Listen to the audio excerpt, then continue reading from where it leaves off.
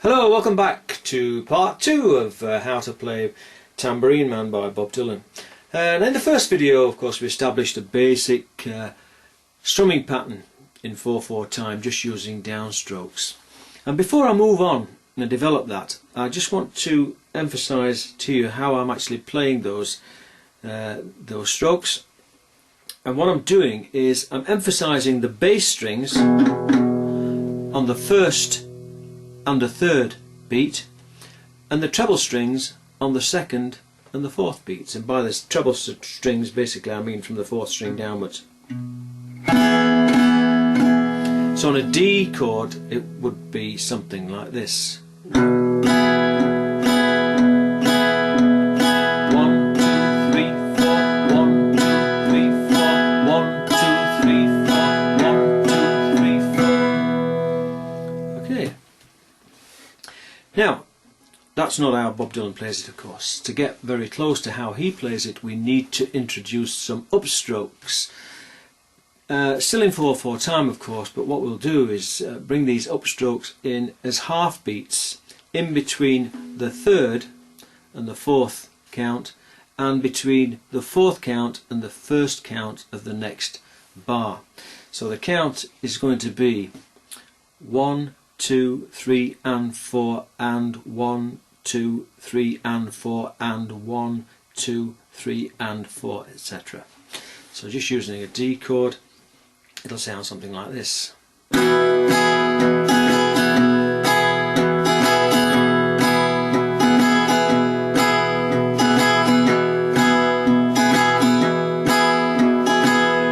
Okay, and I'll slow that down and try and count it for you.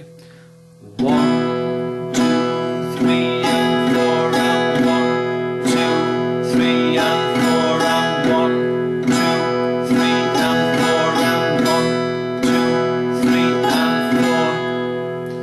Okay, so just between the third and the fourth, and then in between the fourth and the first of the next bar. Now let's just try and run through, putting this into context of the song.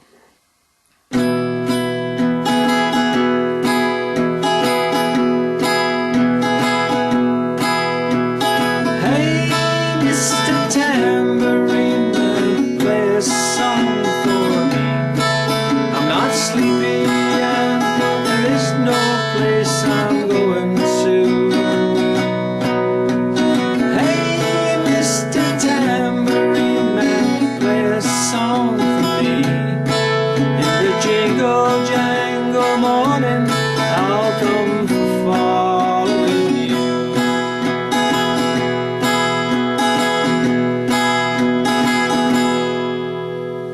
Okay, so that's the basic pattern. Now, I'm not to say that there aren't slight variations along the way to that to that strumming pattern, sorry, but basically that's it, and that's how the song is indeed played on the album. Right, now let's take a look at those variations on those chords that can help to enhance the song, help to give it that little bit more flavour. First one, on the A chord. From a full A chord, lift off the little finger to get that sound.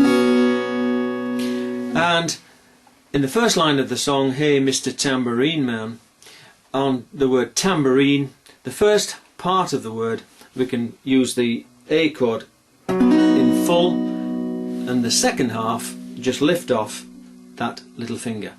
And it's played on the upstroke. Let me just put that in context.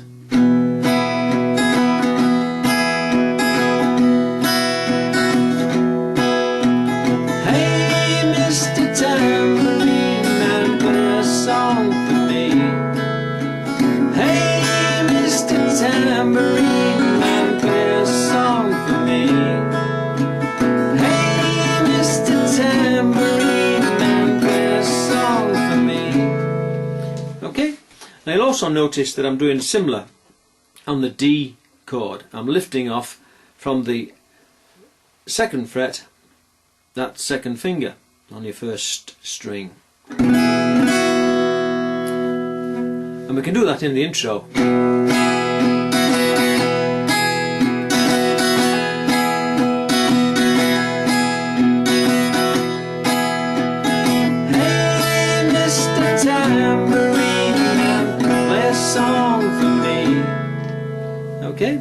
So you've got that same variation on the D chord and the A chord to good effect in the song. And we're getting closer now to how it sounds on the original album track.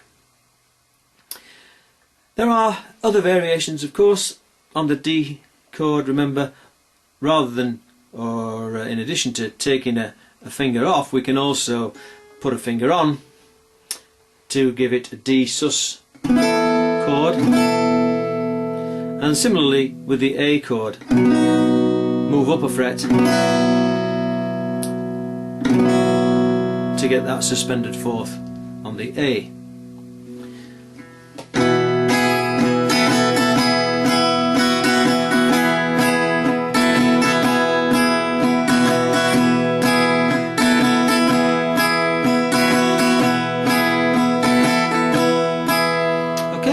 So making use of the two variations, lifting a finger off and then adding a finger on.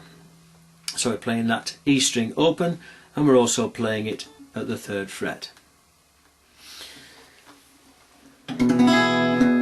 Now let's move on and look at the use of that E minor chord. And it's only used fleetingly as a passing chord between the G and the A in the song. You can get away without playing it, but it does just add something if you introduce that. If you look at most people playing this song, you probably wouldn't see them making that change. Some may be making the change, some may not, but believe you me, it does add a little something to the song if you make use of it.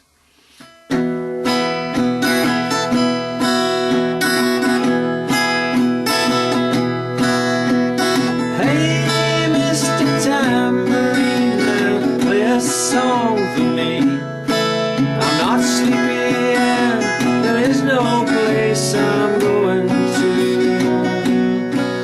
So you notice there is no place I'm going to.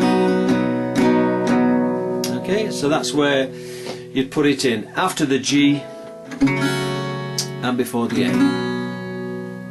Let's just run through a verse.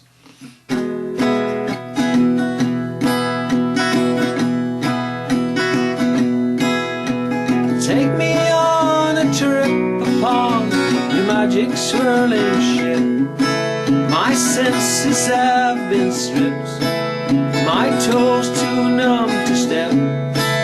Wait only for my boot heels to be wandering. Hey, Mr. Tambourine Man, play a song for me. In the jingle jangle mornings I'll come following you.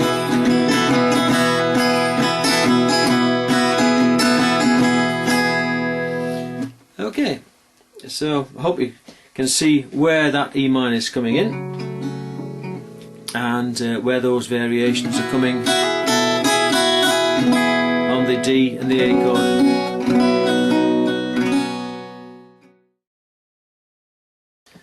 Well, that's it for now. I hope this is of some good practical use to you.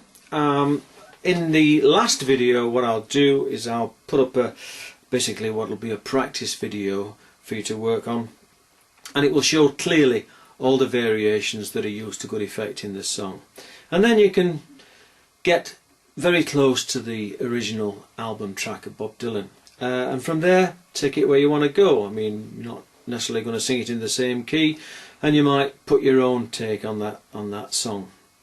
It's up to you really, but I just hope that I can get you to where you want to be in pretty quick time, quicker than it took me.